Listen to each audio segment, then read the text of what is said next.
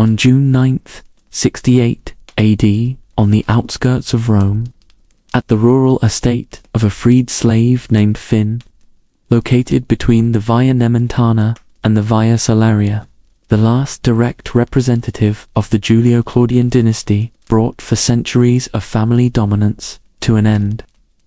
With a blade pressed against his own throat, Nero, Claudius, Caesar, Augustus, Germanicus did not fall under the pressure of an enemy legion on an open battlefield, but under the legal weight of a formal declaration of hostis publicus issued by the Roman Senate. The very city he had reorganized from the ashes of the fire of 64 AD now repudiated his name. The assisted suicide carried out by his secretary Epaphroditus was not merely the inconclusion of a 14-year reign, it was the functional collapse of an administrative system that had failed to balance the demands of the provincial legions with the maintenance of order in the VRB. The Great Fire, so often cited as the symbol of his tyranny, was nothing more than the technical catalyst for a fiscal, military, and constitutional crisis that had been progressively dismantling the legitimacy of the imperial purple for years. But before we move into the corridors where silent decisions redefined the fate of Rome, there is something you need to take care of right now. Content like this does not happen by accident. It keeps existing because someone decides, at this exact moment, that it is worth it. So before we go any further, leave your like. That is what keeps this kind of content alive. And if you want to keep understanding stories like this, with real depth, without oversimplification, subscribe to the channel and turn on notifications. Because what you are about to hear is rarely told, and missing the next episodes means missing the pieces that make all of this complete. Nero assumed the principate at 16 years old, in October of 54 AD, inheriting a bureaucratic apparatus consolidated by 4 predecessors, but riddled with dynastic tensions that his own mother, Julia Agrippina, known as Agrippina the Younger, had been fueling for more than a decade. The central argument of this script is the deconstruction of the arsonist emperor paradigm, replacing it with an analysis of the administrator whose large-scale fiscal reforms and urban projects progressively alienated the senatorial aristocracy while he sought political support among the urban classes through the model of bread and circuses. The viewer will understand how the transition from a government guided by the philosopher Seneca and the Praetorian prefect Burrus toward a progressively isolated autocracy produced the greatest constitutional rupture since the founding of the Principate by Octavian Augustus in 27 BC. That transition was not a straight line from virtue to vice. It was the gradual dismantling of the containment mechanisms that no imperial system can function without. Conventional historiography focuses its analysis on the flames that consumed 10 of Rome's 14 administrative regions in July of 64 AD. The true turning point, however, lies in a set of decrees and executions ordered years before the fire documents that demonstrated that the systematic elimination of potential rivals was not the product of psychological instability, but a calculated tool of political survival. In the chapters that follow, the records will detail how each execution within Nero's family circle functioned as a strategic containment move that paradoxically was destroying the very base of support needed to sustain the throne itself.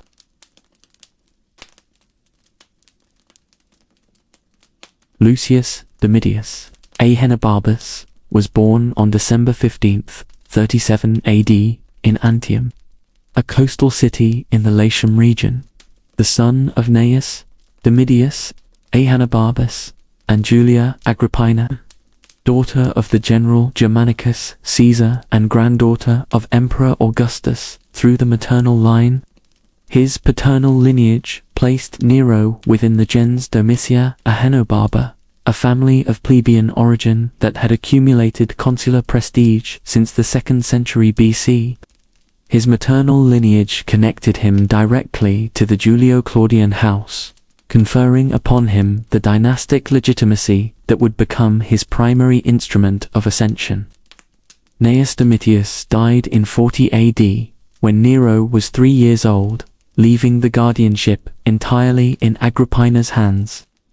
In 41 AD, with the assassination of Caligula and the rise of Claudius, Agrippina was called back from the exile to which her brother had sentenced her, and repositioned at the center of dynastic power struggles. The strategy that followed was documented with precision by Tacitus in the Annals. In 49 AD, she married her own uncle, Emperor Claudius, following the execution of his previous wife, Valeria Messalina. The marriage required the issuance of a special senatus consultum that temporarily rewrote the restrictions of Roman matrimonial law to make the union between uncle and niece legally viable. Once positioned as Augusta, an honorary title of enormous political weight, Agrippina began the sequence of maneuvers that would result in Nero's formal adoption. In 50 AD, Claudius officially adopted Lucius Domitius Ahenobarbus, who was henceforth known as Nero Claudius Caesar Drusus Germanicus, superseding in precedence Claudius's own biological son, Britannicus, who was then 6 years old. The adoption was recorded as a formal legal act of adoptionis, with the full transfer of civil and dynastic rights. The future emperor's education was structured around 2 complementary pillars. The first was entrusted to Seneca the Younger, Lucius Annaeus Seneca, a Stoic philosopher from Cordoba in Hispania Baetica, recalled from his exile in Corsica by Agrippina, specifically to serve as the imperial tutor. Seneca's exile had been decreed by Claudius on charges of adultery with Julia Livilla, the emperor's niece, an accusation whose historical validity remains disputed, but whose practical effect was the philosopher's removal from Rome for nearly 8 years. By bringing him back specifically for the role of tutor, Agrippina was signaling her intention that her son be shaped by the finest philosophical mind available, not merely by traditional administrative protocols. Seneca's curriculum prioritized rhetoric, Stoic philosophy, administration, and political argumentation tools considered indispensable for the conduct of government. The second pillar was military and ceremonial, overseen by Burrus Sextus Afranius, Burrus the Praefectus Praetorio, appointed through Agrippina's influence in 51 AD, responsible for ceremonial training and for introducing Nero to the command mechanisms of the Praetorian cohorts. The combination of Seneca and Burrus as formative pillars was no accident. It represented the dual dimension that any princeps would need to master the word and the sword, the argument and the force.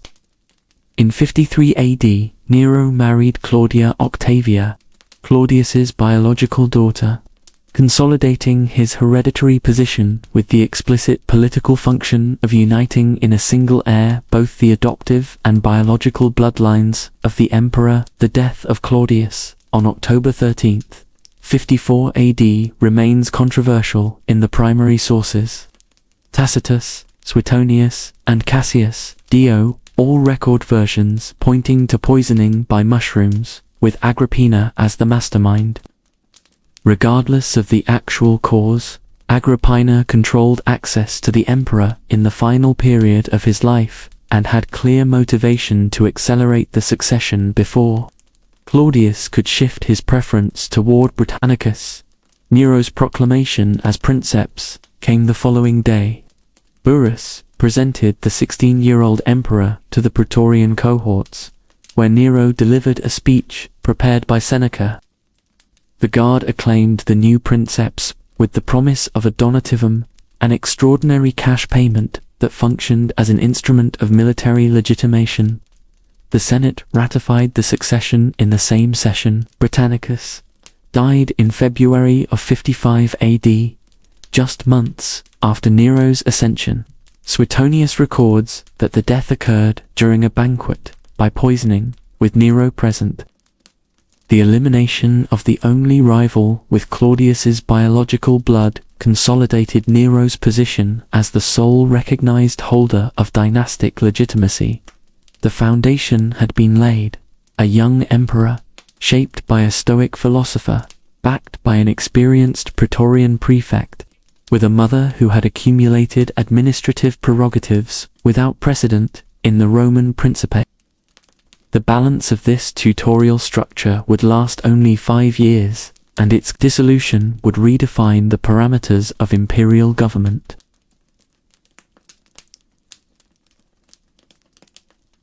The period between 54 AD and 59 AD is identified by historians as the Quinquennium Neronis, the 5 years of government considered administratively efficient and legally moderate.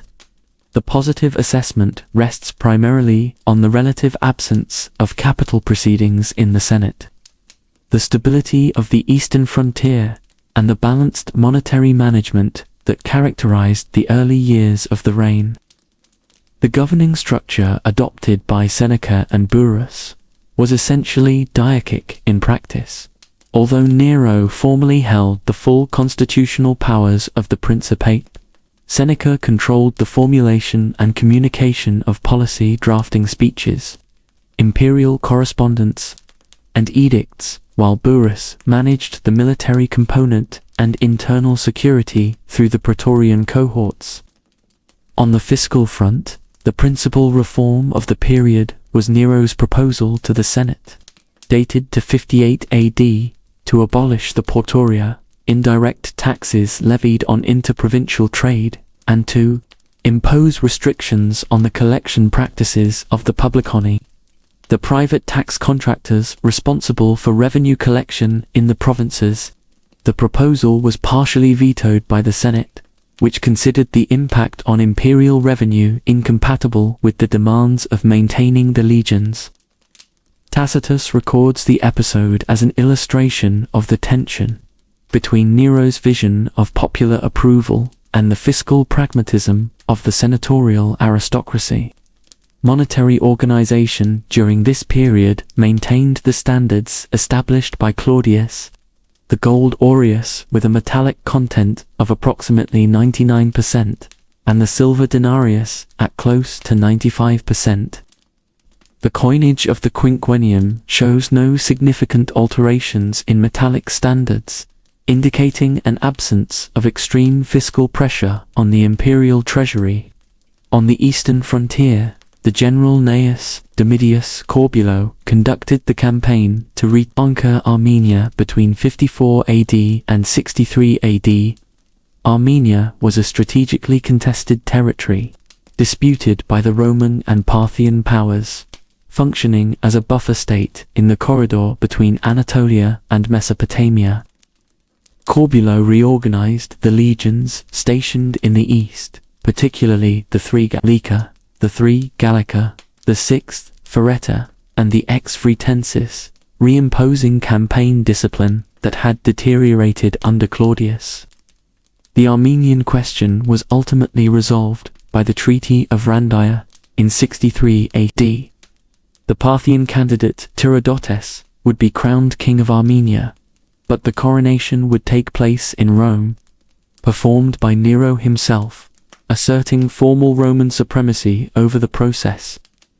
On the legal front, Nero issued decrees restricting the application of capital punishment in senatorial trials, limiting the reach of maesta's charges, the treason charge, frequently weaponized by predecessors to eliminate political opponents, and regulating the manumission of slaves, expanding the formal conditions for their liberation.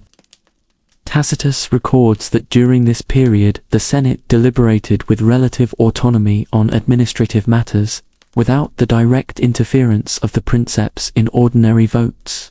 It was a model of governance that later authors of the Antonine era would identify as the ideal of the Principate, the emperor as the final arbiter, but not as a day-to-day intervener. Nero's relationship with Agrippina during the quinquennium deteriorated steadily. Agrippina appeared at diplomatic audiences alongside the emperor and maintained direct lines of communication with imperial freedmen who administered the bureaucratic functions of the Palatine. The coinage of the early period shows coins bearing the portraits of Nero and Agrippina in a position of hierarchical equality, an unprecedented numismatic representation that visually encoded co-imperial governance. Borus acted systematically as an arbiter in the conflicts between Nero and Agrippina. The Praetorian prefect's mediation prevented the tensions of the Palatine from producing institutional ruptures, but the quinquennium itself began to fracture from 58 AD onward, when Nero initiated his relationship with Poppaea Sabina, the wife of the future Emperor Otho, and began demonstrating growing resistance to his mother's tutelage. The Golden 5 Years were, in structural terms, the governing period of Seneca and Burrus, operating under Nero's nominal legitimacy. Their administrative efficiency derived directly from the technical expertise of both advisors, and from Nero's own willingness, still young and without the self-assurance that would come with age, to accept their guidance. The question that the trajectory ahead would answer was what would happen to the Principate when Nero decided to govern on his own terms, without arbiters, without filters, without anyone capable of saying no. The rupture that set that transition in motion did not occur on a battlefield or in a senatorial session. It occurred on the shores of the Gulf of Naples, in March of 59 AD, aboard a boat that had been engineered to sink.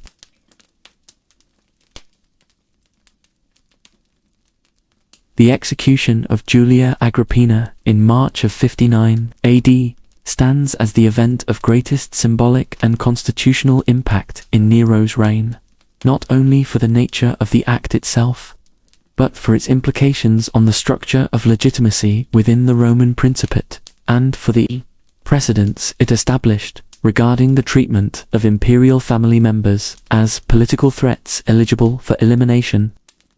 The tension between Nero and Agrippina had been building along 3 specific fronts.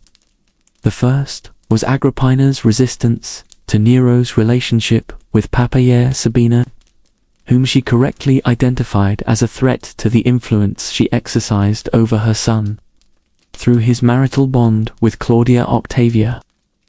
The second was the control Agrippina maintained over networks of imperial freedmen who managed the administrative functions of the Palatine, creating a parallel system of information and influence operating outside Nero's direct control. The third was Agrippina's pursuit of alliances with dissatisfied members of the senatorial aristocracy, including, according to the sources, approaches to Rubellius Plautus, a descendant of the Julio-Claudian line through Tiberius. Nero's perception, reinforced by intelligence provided by Tigellinus, who was rising as a trusted figure in place of Borus's influence, was that Agrippina represented an institutional core of resistance to the full exercise of his authority. The first assassination attempt was planned as a nautical accident. Anicetus, an imperial freedman serving as commander of the Misenum fleet, designed a vessel with a controlled sinking mechanism. Agrippina was invited to the festival of Minerva at Boie in March of 59 AD, and boarded the prepared ship. The mechanism failed. The ceiling of Agrippina's cabin collapsed as planned, but the main beam was blocked by a raised bench. Agrippina and her companion, Azaronia, fell into the sea when the vessel sank. Azaronia, crying out that she was Agrippina to attract rescuers, was beaten to death by the crew. Agrippina swam to shore and was rescued by fishermen, returning to her villa along the coast. The failure placed Nero in a position of immediate risk. Agrippina, having survived and knowing exactly what had happened, possessed enough information to mobilize the Senate against her son. The response was coordinated by Seneca and Antiquity. Seneca drafted the official narrative to be presented to the Senate. Agrippina had attempted to assassinate the emperor. Upon being discovered, she had taken her own life. Anicetus led the execution squad that reached Agrippina's villa that same night. Tacitus's account of the execution scene, preserved in Book 14 of the Annals, describes Agrippina ordering her executioners to strike her womb, the organ that had given life to the son who now condemned her. Agrippina was killed by imperial agents on Nero's orders, and the Senate received and accepted the official suicide narrative without formal challenge. The Senate's acceptance of the official version is itself a data point for constitutional analysis. The Senate of 59 AD had no institutional mechanisms to investigate or challenge acts ordered by the princeps against members of his own family. The Augustan Principate had built, over the course of a century, a constitutional architecture in which the emperor accumulated the tribunicia potestas, making him legally inviolable, the imperium proconsulare maius, conferring upon him military authority superior to any provincial governor, and control over the praetorian forces stationed in the capital. That combination of powers rendered senatorial opposition formally legitimate, but practically impossible without the backing of the legions. The legal consequences were immediate. Nero eliminated the principal institutional brake on the full exercise of his authority. The network of freedmen, controlled by Agrippina, was dismantled and redistributed under the direct control of the Palatine.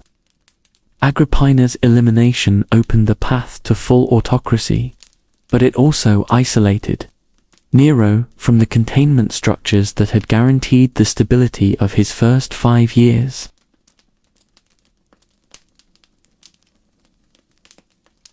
The period between 60 AD and 62 AD was defined by 3 parallel processes that reconfigured the power structure of Nero's principate: the death of Burrus and the appointment of Tigellinus as the new Praetorian prefect, the divorce of Claudia Octavia and her subsequent execution, and the final withdrawal of Seneca from his role as imperial advisor. Together, these 3 processes represent the dissolution of the tutorial arrangement that had ensured the stability of the quinquennium, and the transition toward a model of governance in which Nero exercised authority directly, without institutionalized intermediaries. Sextus Afranius Borus died in 62 AD. The sources disagree on the cause. Tacitus presents both versions: natural illness and poisoning ordered by Nero, without deciding between them.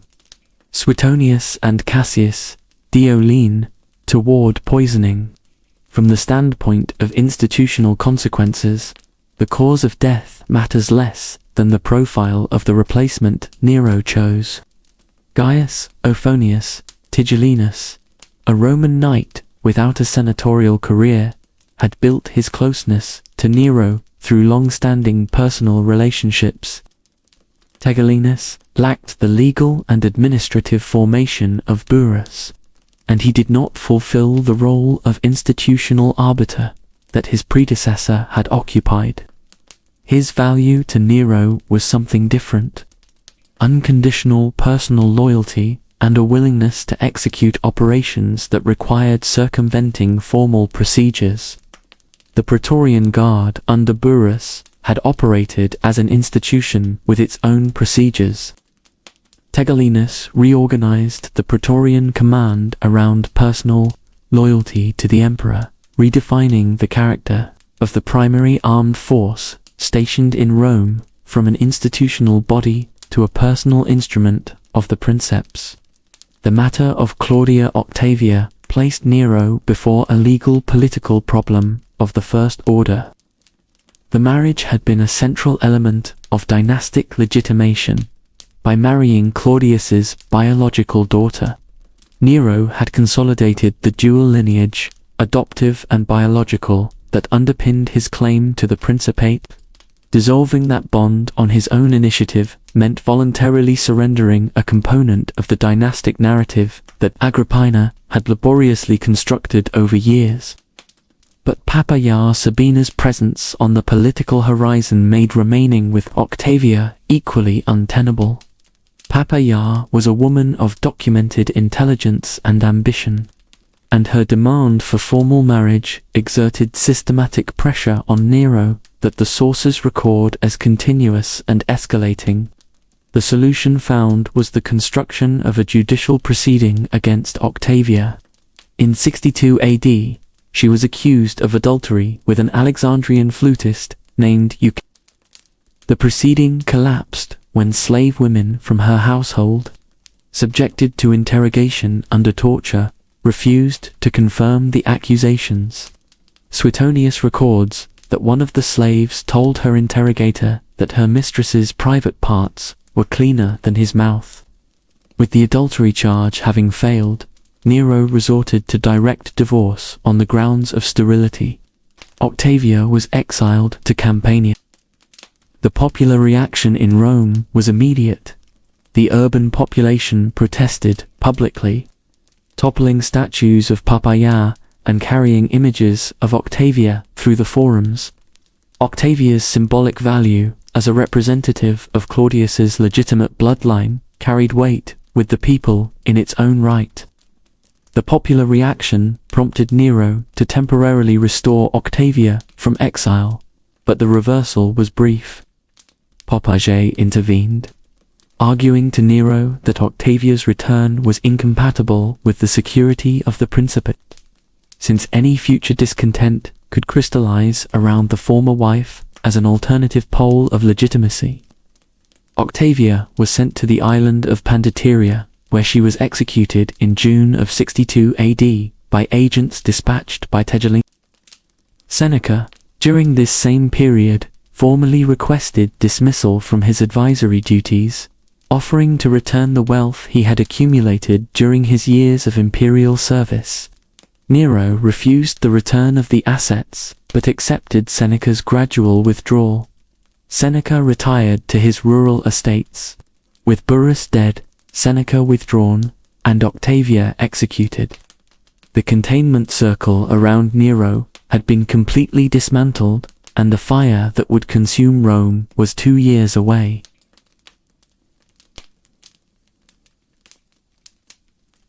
The fire that devastated Rome in July of 64 AD is the event most frequently associated with Nero's name in popular historical memory. And it is also the event in which the distortions between primary sources and later tradition are most pronounced. An analysis of the fire's logistics, its origin, spread, institutional response, and urban consequences reveals a natural disaster with documented emergency management, not the deliberate act of arson that the legendary narrative describes. The fire broke out during the night of July 18th to 19th, 64 AD, near the Circus Maximus, in the area between the Palatine and Aventine Hills. The Circus Maximus was a structure of wood, canvas, and combustible materials, surrounded by shops and cheaply built dwellings. The climatic conditions of July in Rome, intense heat, southeasterly winds, favored the rapid spread of fire through the insulae. The multi-story residential buildings that defined the urban fabric of the city's densely populated regions. Tacitus records that Nero was at Antium when the fire started and returned to Rome immediately upon receiving word, organizing rescue teams and opening the imperial gardens as shelter for the displaced population. The same author notes the distribution of supplies and the reduction of grain prices as immediate emergency measures, details frequently omitted in narratives that focus on the legendary version of the emperor playing the lyre while Rome burned. Tacitus himself records that version as an unconfirmed rumor circulating at the time.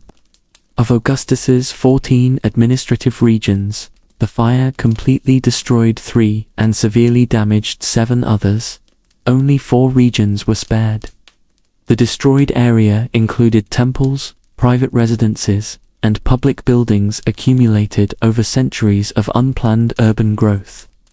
The fire lasted 6 days in its main phase.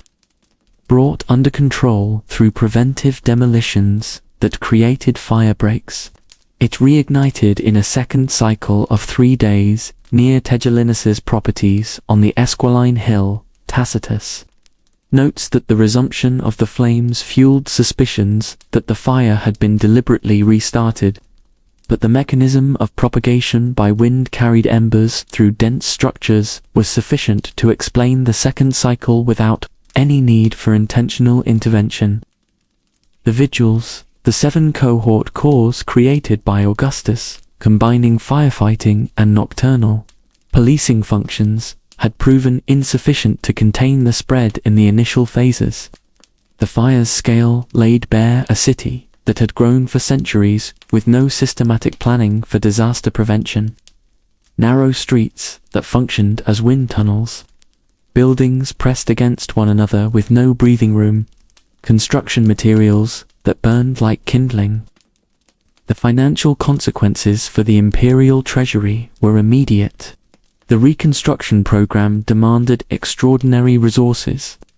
To fund it, Nero decreed forced contributions from the municipalities and the Italian provinces, a measure that generated resentment outside Rome.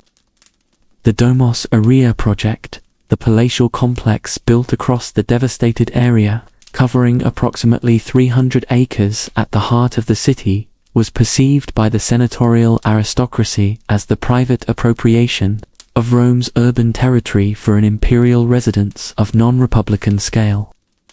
The narrative attributing responsibility for the fire to Nero spread quickly and had clear political logic. The extension of the Domus Aurea across the devastated land made the emperor the primary real estate beneficiary of the catastrophe, regardless of his actual culpability. Nero responded by identifying a community as responsible, the Christians of Rome.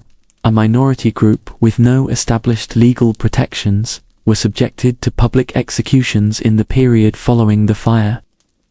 Rome's reconstruction would produce the first systematic, urban planning codes in imperial history, but the political cost of the Domus Aurea had created the conditions for the most wide-ranging conspiracy against a Roman emperor since the assassination of Caligula. While Rome was being rebuilt with calibrated streets, fire-resistant materials, and minimum distances between buildings, a network of political coordination was operating inside the senatorial residences and in private conversations among discontented Praetorian officers. What was at stake was not simply the replacement of one emperor with another. It was the definition of which power structure the Senate, the legions, or the Praetorian Guard would hold the prerogative to name and remove the princeps. The Pisonian conspiracy would be the most comprehensive test of that dispute, and its failure would redefine the degree of violence with which Nero exercised power in his remaining years.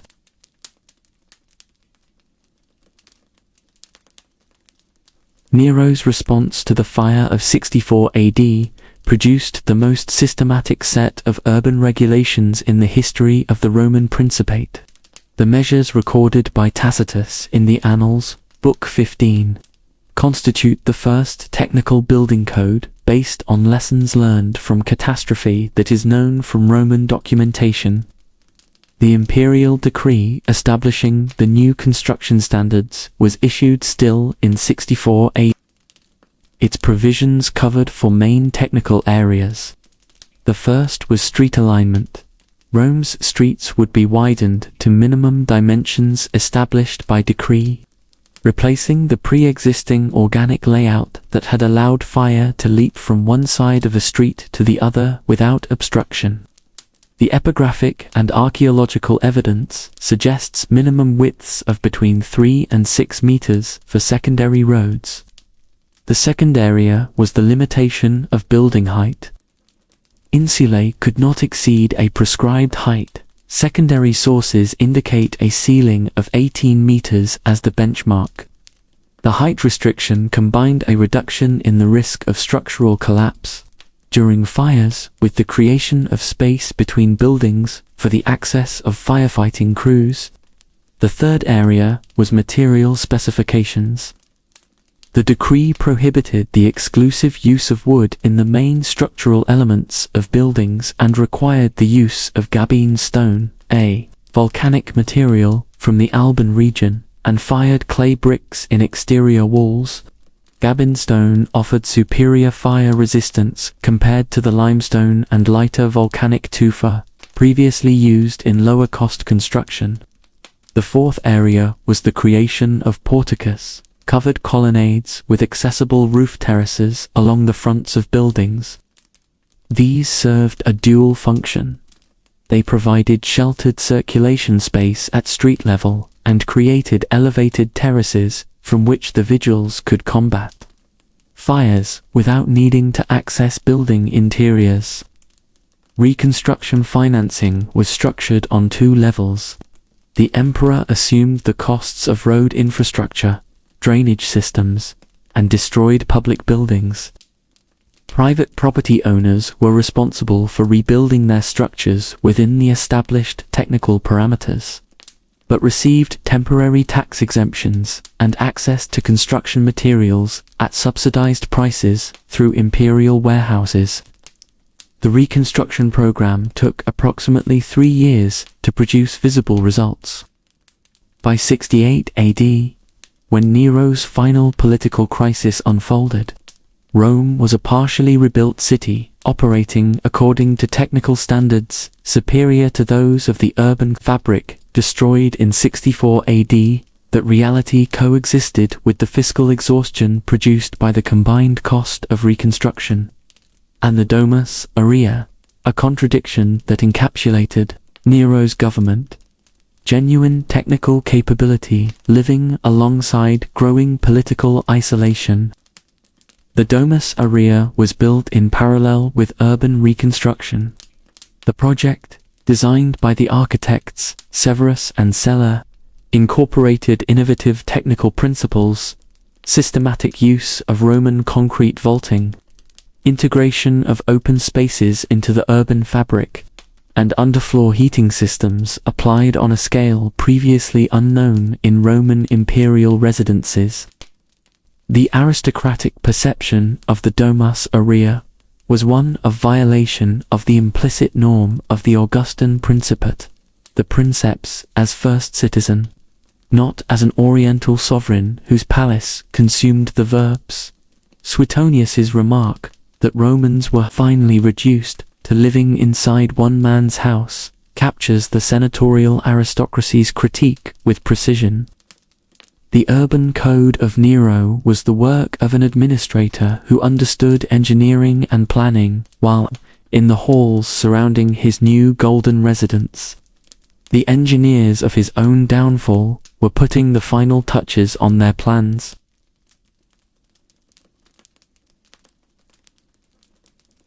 The Pisonian conspiracy, uncovered in April of 65 AD, was the most wide-ranging plot against a Roman emperor since the assassination of Caligula in 41 AD. Its social composition, spanning senators, equestrians, poets, and praetorian officers, reflected the degree of political isolation Nero had accumulated. Its failure resulted from a lack of operational coordination and from the penetration of the Palatine's informant network into the conspiratorial circles.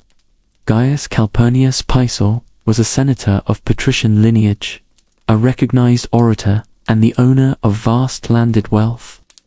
His selection as Nero's replacement figure was not based on any political program of his own. Pisel had demonstrated no imperial ambition prior to his involvement in the conspiracy, but on his capacity to serve as an aggregating figure for groups with distinct grievances. Senators opposed to the concentration of power in the Palatine, equestrians affected by the fiscal pressures of the post-fire period, and Praetorian officers dissatisfied with Tigellinus's management. The documented composition of the conspiracy includes approximately 20 identifiable names in the sources. Among the senators stand out Flavius, Scaevinus, Sulpicius, Asper, and Afranius Quintianus.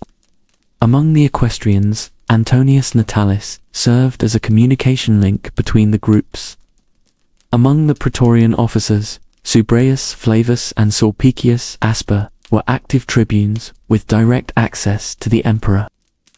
The participation of Lucan, Marcus Annaeus, Seneca's nephew and author of the Pharsalia, indicates that dissatisfaction with the regime had penetrated the very cultural circle that Nero had sought to cultivate as a base of support.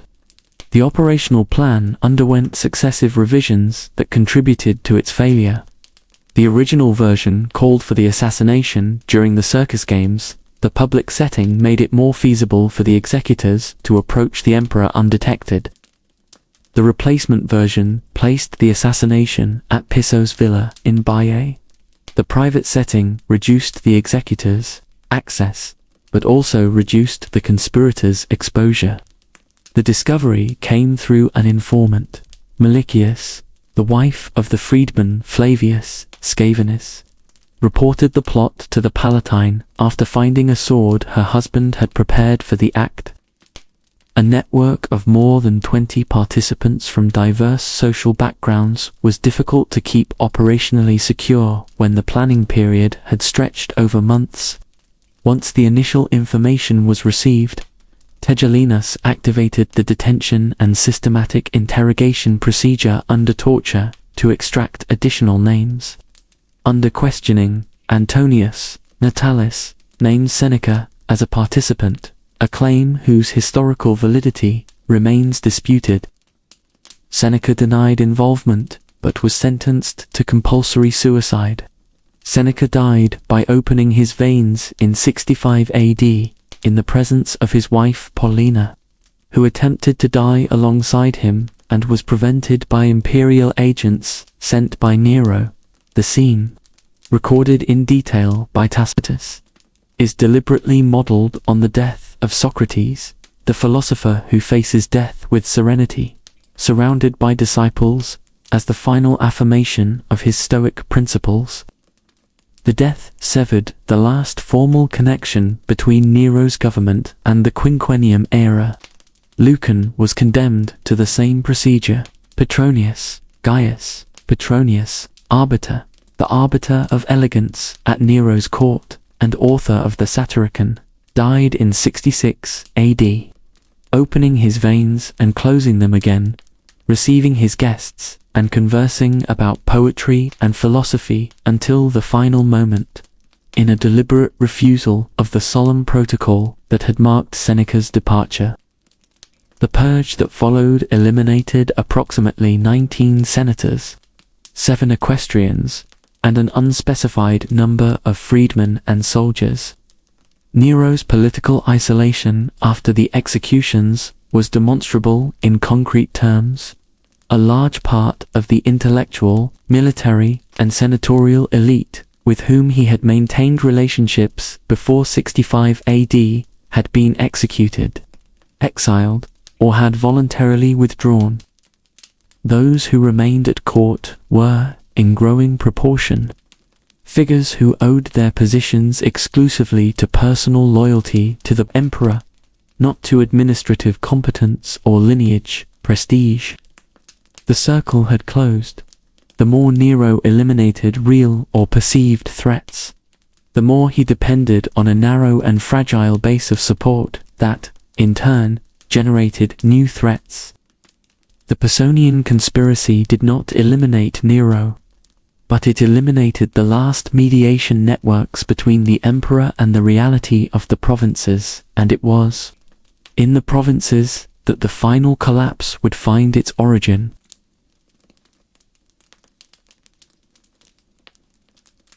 Nero's journey to Greece, begun in 66 AD and ended in 68 AD, with his forced return to Rome, represents the most prolonged physical absence of a Roman emperor from the capital since the military campaigns of Augustus.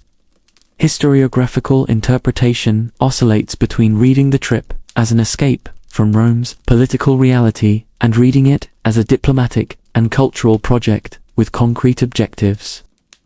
The available evidence supports the second reading more consistently.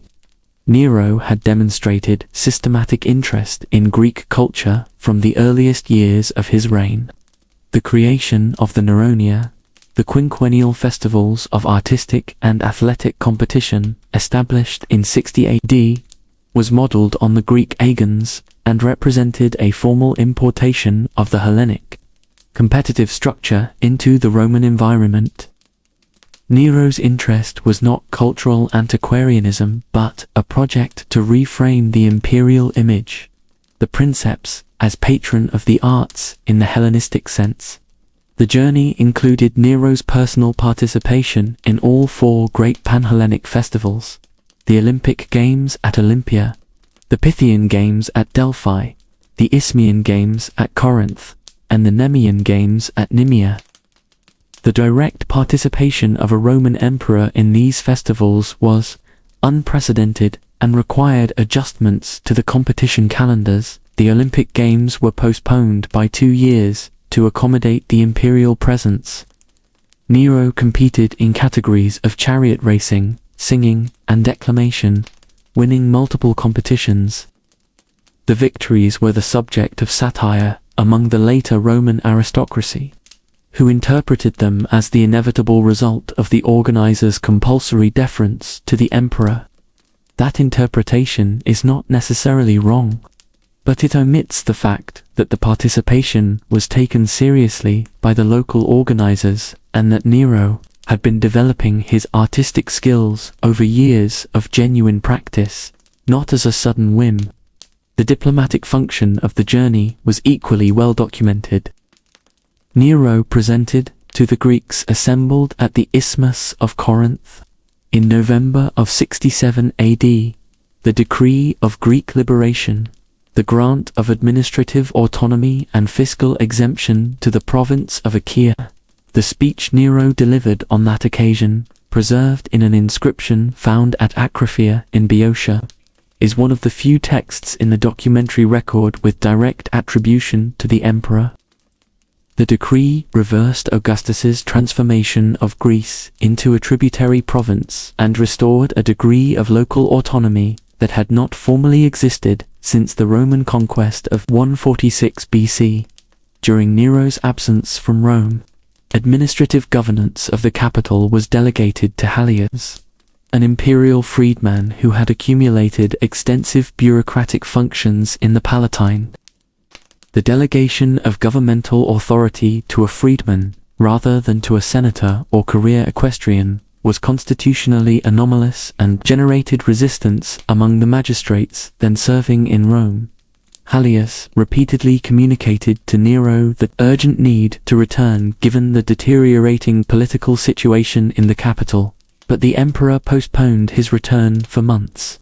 The stay in Greece coincided with the beginning of the First Jewish War. In 66 AD, the Jewish population of Judea launched open revolt against the Roman administration. The Roman units stationed in Syria attempted to suppress the uprising and were defeated. At the Battle of Beth Horon, the most significant tactical defeat of Roman forces in the East in decades, Nero appointed Vespasian to take command of operations, with his son Titus as legate.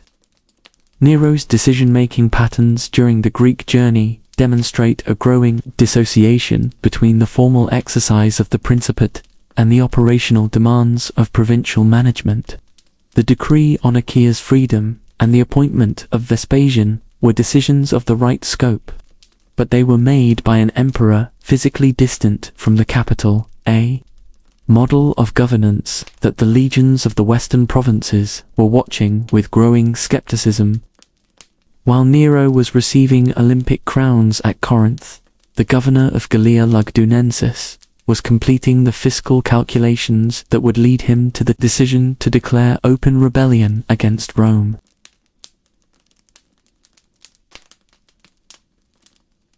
The collapse of Nero's principate resulted directly from the convergence of three processes of provincial insurgency between 67 AD and the first half of 68 AD. The analysis of each process reveals distinct mechanisms of rupture. Judea presented a crisis of religious and fiscal legitimacy.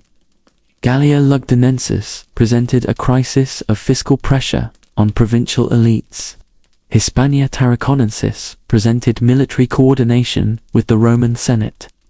The First Jewish War had its roots in decades of deteriorating fiscal management and Roman interference in the religious affairs of the Temple in Jerusalem. The Jewish population had obtained from Caesar and Augustus formal recognition of their own religious practice, including exemption from imperial cult sacrifices. The progressive erosion of those concessions, culminating in the expropriatory practices of the procurator, Gessius Florus, had created the conditions for broad mobilization. The defeat of Cestius Gallus at Beth Horon demanded a military response on a greater scale than initially anticipated. Vespasian, with 3 legions and auxiliary contingents, launched the systematic reconquest of Galilee in 67 AD. The operational logic was one of progressive reduction, siege, and capture of secondary urban centers before advancing on Jerusalem. Among the prisoners captured at Jotapata was the general Josephus, Yosef ben Mattatyahu, who would survive the conflict, adopt the Roman name Flavius Josephus, and produce the primary historical narrative of the war in his Balaam Judaicum. In Gallia Lugdunensis, the governor Gaius Julius Vindex launched open rebellion in March of 68 AD. Vindex was of Gallic origin. His name indicates descent from the local aristocracy and had built his career combining integration into the Roman system with the maintenance of ties to provincial elites. His insurrection was driven by a combination of excessive fiscal pressure on the provincial aristocracy and the conviction that Nero represented a deformation of the Augustan Principate, incompatible with the constitutional norms of the empire. Vindex did not proclaim himself emperor. His uprising formally assumed the character of a revolt in the name of the Senate, seeking legitimation from traditional Roman institutions. That rhetorical choice revealed Vindex's understanding that the legitimacy of any alternative to Nero would need to be framed in the terms of Rome's own constitutional system, not as conquest, but as restoration. Vindex communicated with Servius Sulpicius Galba, the governor of Hispania Tarraconensis, inviting him to assume leadership of the movement as a candidate for the Principate. Galba, then 70 years old, had served as a suffect consul in 33 AD and as an imperial legate in several provinces. His acceptance of Vindex's invitation was decisive. What had been a provincial rebellion now had a candidate with recognized constitutional credentials. The Rhine legions, loyal to the imperial government, defeated Vindex at the Battle of Visantio in May of 68 AD. Vindex took his own life following the defeat. The military defeat of the Gallic uprising should have ended the crisis, but the Rhine legions, as they marched on Rome, demanding rewards, produced the opposite effect. The Senate recognized that the loyalty of the Rhine legions was an independent variable, not an instrument for maintaining constitutional order. The imperial treasury had been depleted by the combined expenditures of post-fire reconstruction, the Domos Aurea, and simultaneous military campaigns. Nero was unable to mobilize sufficient resources to offer the donativa to the legions that might have confirmed their loyalty. The betrayal of the Praetorian Guard, coordinated by Nymphidius Sabinus, the prefect who had replaced Tegellinus, was the final collapse. Nymphidius promised the cohorts a donativum of 30,000 sesterces per soldier in Galba's name, more than twice the highest historical payment on record in exchange for deserting Nero. The Guard accepted. The Senate issued the Declaration of Hostis Publicus, with the provincial legions mobilized behind a rival, the treasury empty, and the Praetorian Guard sold on a promise that Galba would never honor. Nero discovered that the Principate cannot survive without the financial and military support he had progressively squandered.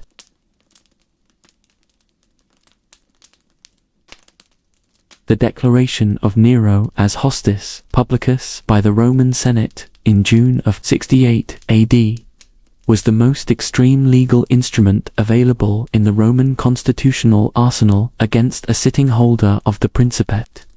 Understanding its technical significance requires an analysis of its history as a legal instrument, of the specific conditions that made its application possible in 68 AD, and of the immediate consequences it produced. The legal concept of hostis originally designated, in archaic Roman law, the foreigner, a neutral concept of non-citizen. The semantic evolution of the term through the Republic transformed hostis into the designation of the external enemy, in contrast to inimicus, the personal enemy. The declaration of a Roman citizen as hostis publicus, public enemy of the Roman people, was therefore the most absolute act of legal extirpation available. The declared individual lost his status as a civis Romanus and became technically a foreign enemy within Roman borders, against whom any citizen had not merely the right, but the duty to act. The most recent precedent for the instrument's use against a member of the imperial circle had been, paradoxically, Augustus's own declaration of hostis against Mark Antony in 31 BC, an act that had paved the way for the Battle of Actium and the consolidation of the Principate. The constitutional irony that the dynasty's founder's legal precedent was being used to destroy his last direct descendant did not escape the historians contemporary to the event. For the Senate to issue the declaration of hostis publicus against Nero, the coercive conditions that normally prevented any senatorial act contrary to imperial will had to be removed. That removal took place in two steps. First, the desertion of the Praetorian Guard coordinated by Nymphidius Sabinus. Without the cohorts in the capital, Nero had no armed force capable of preventing a senatorial session contrary to his interests. Second, the physical absence of the emperor from the Palatine. Nero had abandoned his residence during the night of June 8th to 9th.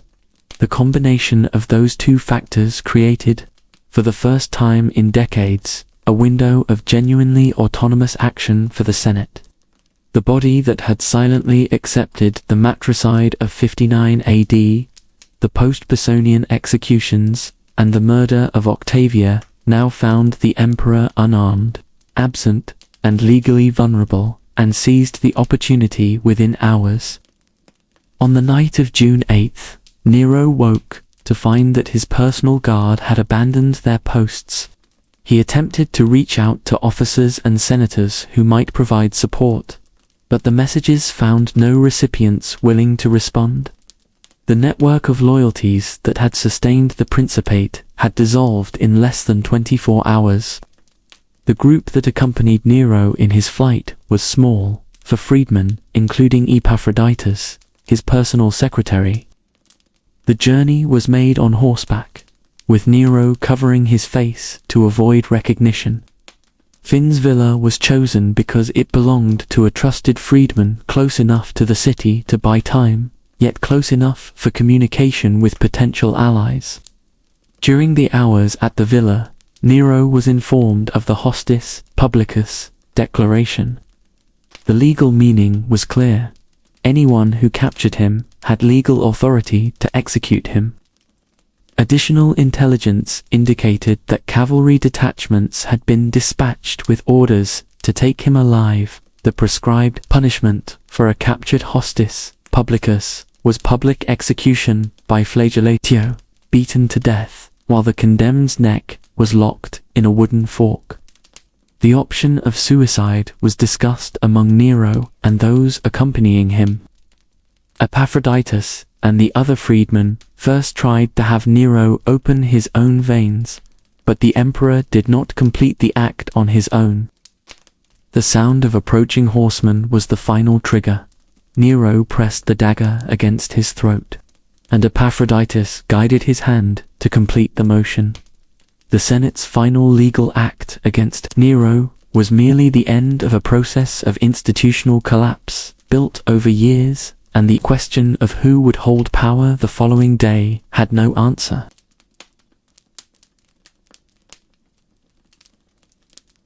Reconstructing the events between the Praetorian Guard's desertion and Nero's death requires distinguishing between the verifiable data of the primary sources and the rhetorical elements that Latin historiography incorporated into the narrative. Suetonius devotes chapters 48 through 49 of the Vita Neronis to this final sequence. Tacitus, whose annals originally covered this period, was lost in the lacuna of books 16 and following. Cassius Dio preserves a summary version in book 63. The timeline can be reconstructed with reasonable precision. On the afternoon of June 8, 68 AD, Nero had his last meal at the Palatine. That night, he woke to find his personal guard gone. The posts that should have been occupied by Praetorian cohorts were empty. Attempts to communicate with senators and military figures who might offer support were fruitless. Messengers sent to potential allies returned without answers, or with veiled refusals. The network of personal relationships that should have formed the last line of support had dissolved simultaneously with the guard's collapse, at a speed that made clear that desertion was not spontaneous but coordinated.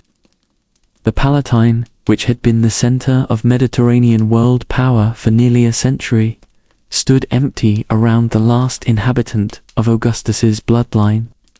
The decision to take refuge at Finn's villa was made in the early hours of June 8th to 9th. The group consisted of Nero and 4 freedmen, Finn, Epaphroditus, Sporus, who had been castrated on Nero's orders, and a 4th freedman not identified with certainty in the sources. The choice of the Via Nimentana, rather than longer routes toward the provinces, reflects the absence of any long-range escape plan. There were no resources prepared at ports, no contact with loyal military units outside Rome. During the flight, the group encountered a column of soldiers moving along the Via Nimentana. The crossing was made without incident. None of the soldiers reacted to the group's presence, which Suetonius interprets as evidence that news of the Hostis Publicus declaration had not yet spread uniformly to all units in the field.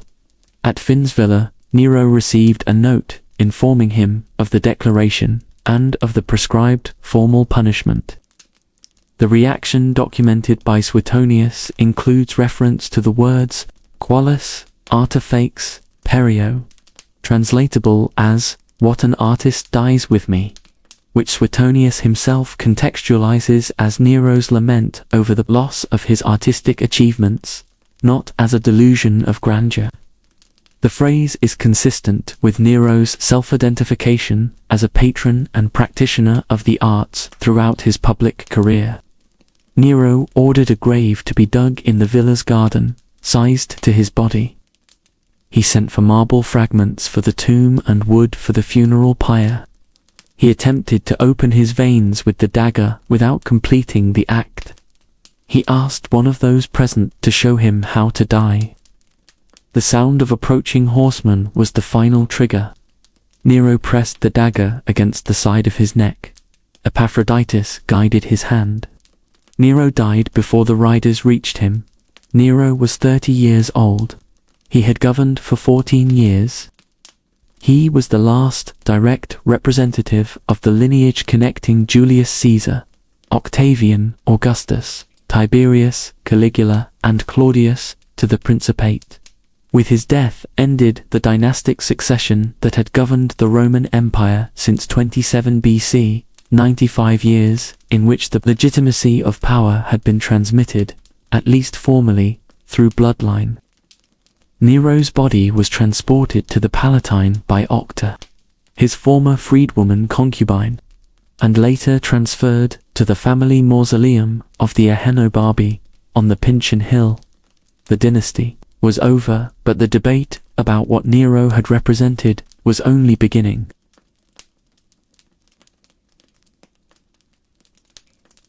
The damnatio memoria, condemnation of memory, applied to Nero by the Senate following his death in June of 68 AD, was the legal and symbolic instrument used to officially erase the late emperor's presence from the public record of the empire.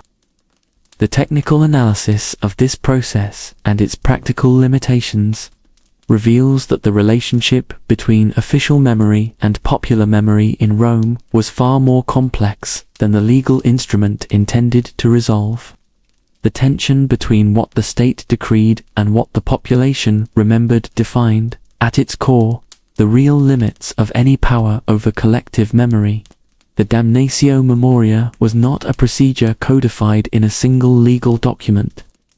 It consisted of a set of senatorial and administrative acts applied variably in each case, calibrated to the perceived threat that the condemned individual posed to the successor regime.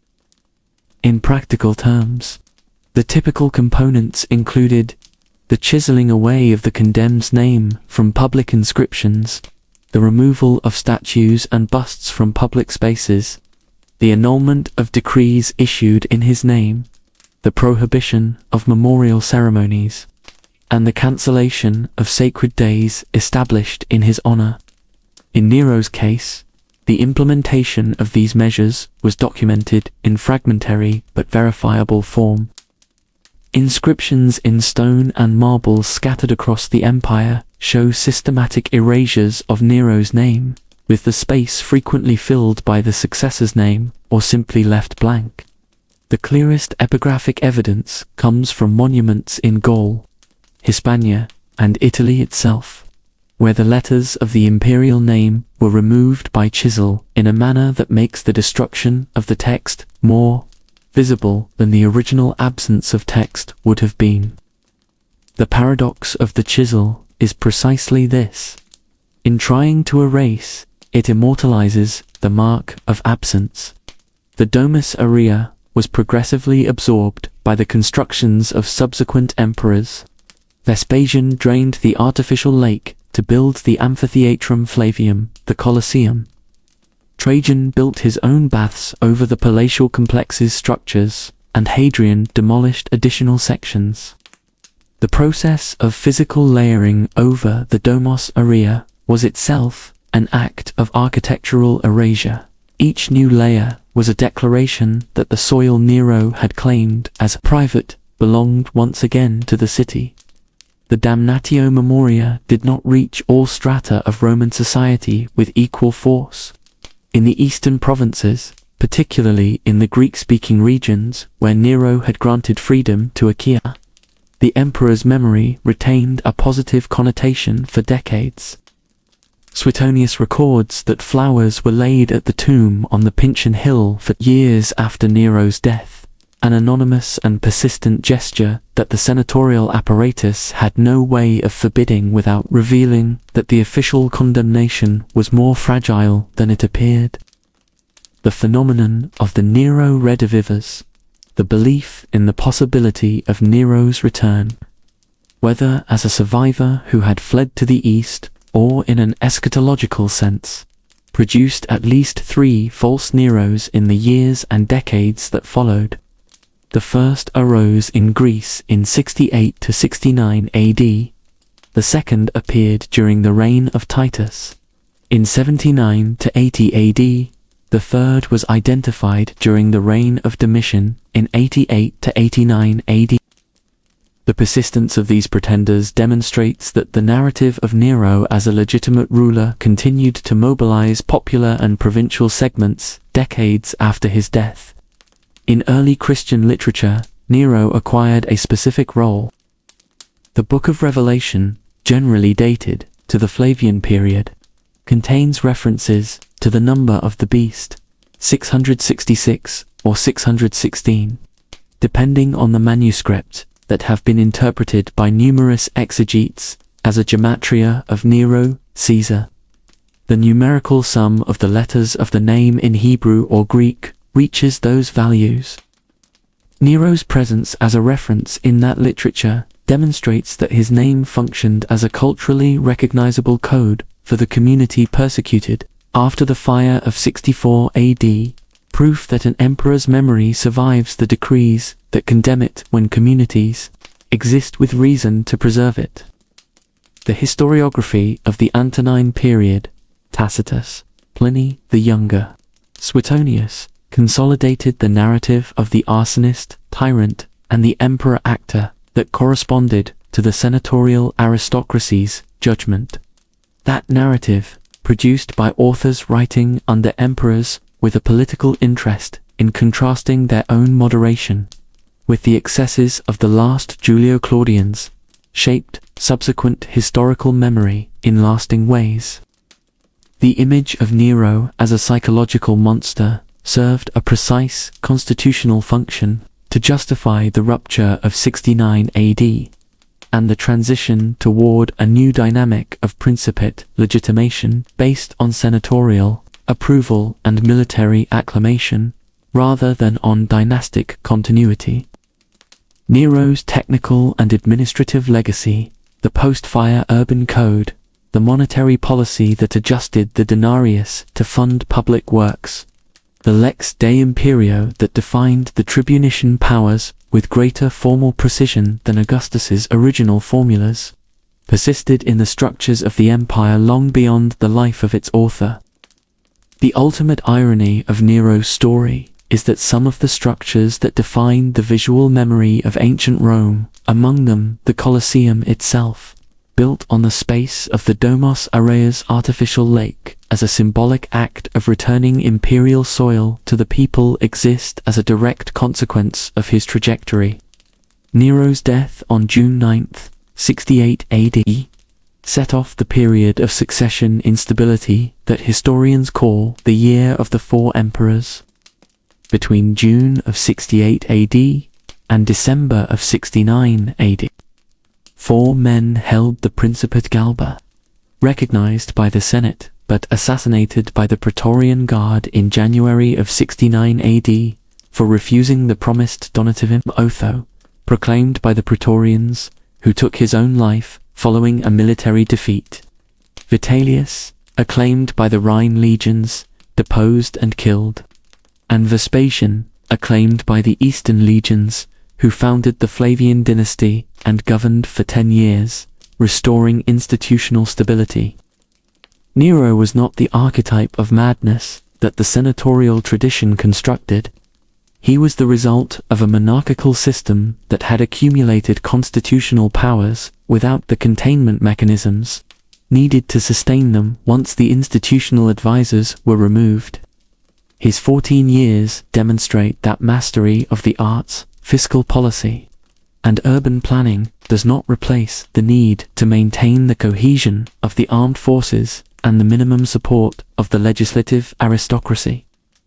The Golden 5 Years were not an anomaly in a reign of terror. They were proof that the Principate functioned when there were mediation structures between the emperor and the reality of the empire. When those structures were eliminated, one by one, The collapse was not a matter of character, but of institutional architecture. With Nero ended the principle of dynastic legitimacy. From 69 AD onward, the principate became a position conquered by legions, no longer inherited through the blood of Augustus. If this analysis of Nero's trajectory has deepened your understanding of the Roman Empire, subscribe to the channel and turn on notifications. Your presence ensures the continuation of this historical record. The next video will be available soon, right here on the channel. The story continues. Good night.